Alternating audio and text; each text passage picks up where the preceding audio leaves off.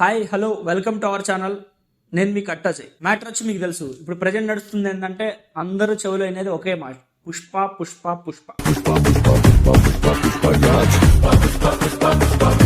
ఎందుకంటే ఒక 2-3 రోజుల నుంచి ఆ సినిమా పేరు చాలా గట్టిగా వినిపిస్తుంది. అలానే నేను గట్టిగా విన్నప్పటికీ ఆ సినిమాతో పాటు మనం ఇంకొక టాపిక్ యాడ్ చేసాం, ఎవరి శ్రీతేజ్. నాకు తెలిసి ప్రీవియస్ వీడియో చూసిన వాళ్ళకి దాదాపు అర్థమై ఉంటుంది శ్రీతేజ గురించి. అలానే ఎవరు ఎందుకు స్పందించలేదని కూడా మాట్లాడటం జరిగింది. సోషల్ మీడియా ద్వారానో ఏదో ఒక విధంగానో అల్లు అర్జున్ గారి ద్వారా చేరటం, అల్లు అర్జున్ గారు దాని మీద రెస్పాండ్ అవటం.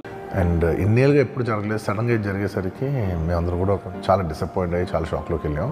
ఇట్లానే ఒక 25 lakhs ఆ పిల్లోడికి ఇవ్వడం జరిగింది. తను కూడా చాలా బాధపడ్డారు, ఎందుకంటే తను ఎక్స్పెక్ట్ చేయండి చాలా హ్యాపీగా వచ్చి ఫ్యాన్స్ మధ్యలో తన సినిమాని సెలబ్రేట్ చేసుకోవాలి. ప్రెస్ మీట్ కూడా క్యాన్సిల్ చేసి వెళ్ళిపోయారని చెప్పారు వాళ్ళు. దీంతో పాటు నాకు కొన్ని క్వశ్చన్స్ రైజ్ అయినాయి. నాతో పాటు చాలా మంది నాకు కామెంట్ చేశారు, టెక్స్ట్ చేసిన వాళ్ళు చాలా మంది. నా ఆలోచనలో నేనేమనుకుంటున్నానో మీకు వినిపిస్తుంది. ఫస్ట్లీ కట్ చేస్తే ఫ్యానిజం అనేది ప్రతి ఒక్క హీరోకి ఉంటుంది, అట్లానే సూపర్ స్టార్స్ కి ఇంకా ఎక్కువ ఉంటుంది. అలాంటి లెవెల్లో ప్రెసెంట్ మన అల్లు అర్జున్ గారు కూడా జాయిన్ అయిపోయారు. ఎందుకంటే పుష్ప సినిమా తర్వాత నేషనల్ లెవెల్ వెళ్ళిన సినిమా, మనకి తెలియని లాంగ్వేజ్ లో కూడా పుష్ప అంటే చాలా మందికి వినిపించింది. ఈ టైంలో పుష్ప 2 కోసం ఎప్పటి నుంచి అని వెయిట్ చేస్తున్న టైంలో ఇప్పుడు వింటం జరిగింది. పెద్ద పెద్ద సినిమాలు ఏవై ఉన్నాయో ఆ సినిమాలు లైక్ సలార్, బాహుబలి ఇలాంటి సినిమాలను కూడా క్రాస్ చేసి పుష్ప 2 ఒక లెవెల్లో వెళ్ళిపోయిందని మనం వినటం జరిగింది అని అందరూ మాట్లాడుకుంటున్నారు కూడా. అట్లానే ఈ టాపిక్ నేను నిన్న మాట్లాడుతూ ఉన్నప్పుడు ఎప్పుడైతే అల్లు అర్జున్ గారు చాలా బాధతో ఈ విషయం గురించి మాట్లాడారో నాకు చాలా బాధ అనిపించింది. ఇది అల్లు అర్జున్ గారు మాట్లాడటం జరిగింది, తను చాలా బాధపడ్డారు. జెన్యూన్ గా అనిపిస్తుంది, తన నోట్లోంచి తను ఏం మాట్లాడాలనుకున్నాడు తను మాట్లాడలేకపోయానని. ఇదంతా ఓకే గానీ దీంతో పాటు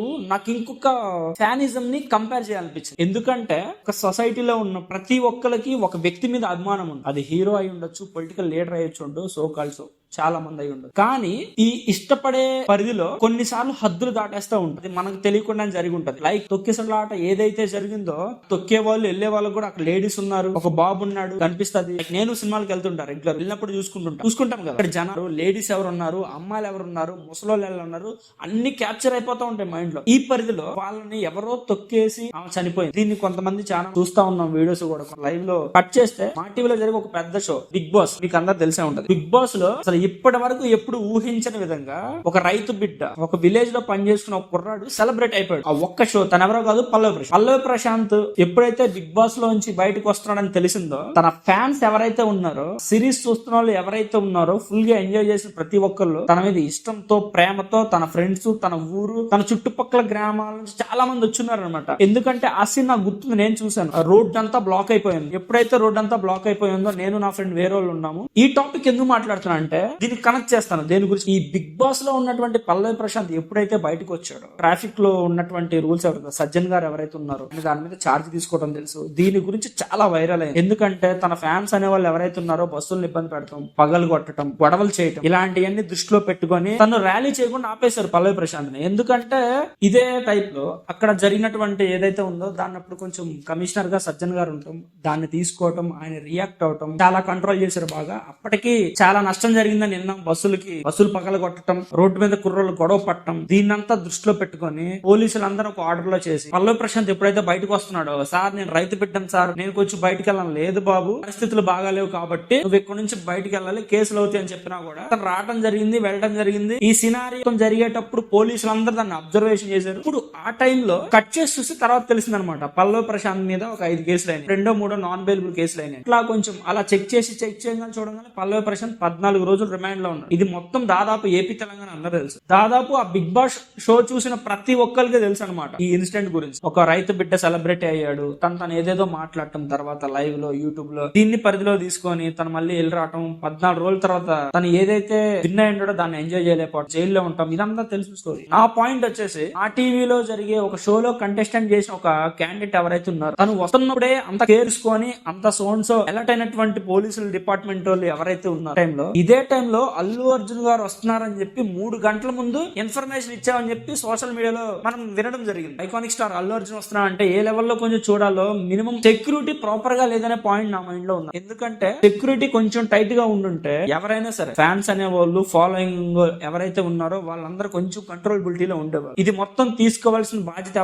ఎవరయ్యా అంటే సంధ్య థియేటర్ యాజమాన్యం. ఎందుకంటే ఆ థియేటర్ కి ఒక సెలబ్రిటీ వస్తున్నప్పుడు వాళ్ళు తీసుకోవాలి రెస్పాన్సిబిలిటీ, ఎందుకంటే వాళ్ళ ప్రెజెన్స్ లో ఆయన ఉన్నాడు కాబట్టి. దీని ద్వారా ఏమైంది, తర్వాత మనం విన్నాం అల్లు అర్జున్ గారి మీద కేసు అయింది, వాళ్ళ టీం మీద అయింది, సంజయ్ థియేటర్ యాజమాన్యం మీద అయింది. మ్యాటర్ ఈస్ ఈ కేసు కొంచెం బయటికి పబ్లిష్ అవుతున్నప్పటికీ అల్లు అర్జున్ గారి మీద ఎలాంటి రియాక్షన్ తీసుకుంటారనే పాయింట్ నా మైండ్ లో చాలా బాగుంది. ఎందుకంటే ఒకవైపు పుష్ప ఇండియాలోనే నెంబర్ 1 సినిమాగా అందరూ మాట్లాడుకోవడం జరుగుతుంది, పెద్దలు డిస్కషన్ జరుగుతుంది, లోకల్ పీపుల్ లో నచ్చిన వాళ్ళు ఉన్నారు, నచ్చిన వాళ్ళు ఉన్నారు. ఎందుకంటే కొంతమంది కంప్లీట్ అవుట్ ఆఫ్ బాక్స్ మాట్లాడతారు, కానీ అట్ ద ఎండ్ సినిమా బాగుంది అని ఒక మంచి రివ్యూతో బయటకు వచ్చారన్న. నా పాయింట్ ఏంటంటే వెరీ క్లియర్ గా రెండు ఒకటి చిన్న ఫ్యానిజం అనుకోండి, ఇంకొకటి చాలా ఎక్కువ ఉంది అనుకోండి. ఒక చిన్న లెవెల్లో ఉన్నటువంటి ఒక పల్లవి ప్రశాంత్ అనే పర్సన్ కి అంత టైట్ సెక్యూరిటీలో సోన్స్ పోలీసులు పంపించినప్పుడు, ఎట్లాంటి ఐకానిక్ స్టార్ వస్తున్నప్పుడు ఎలాంటి లెవెల్లో అక్కడ ఉన్నటువంటి పోలీస్ డిపార్ట్మెంట్ రెస్పాండ్ అవ్వాలి? అది ఎవరు తప్పు? యాజమాన్యం వాళ్ళు తప్ప? వాళ్ళు ప్రాపర్ గా ఇన్ఫర్మేషన్ అంటే ఇప్పుడు మోర్ ఎవర్ ఏంటంటే అల్లు అర్జున్ గారి మీద కేసు అయింది, ఇన్సిడెంట్లు మండి రెండు సేమ్, కానీ దానికంటే ఇది కొంచెం హార్ష్.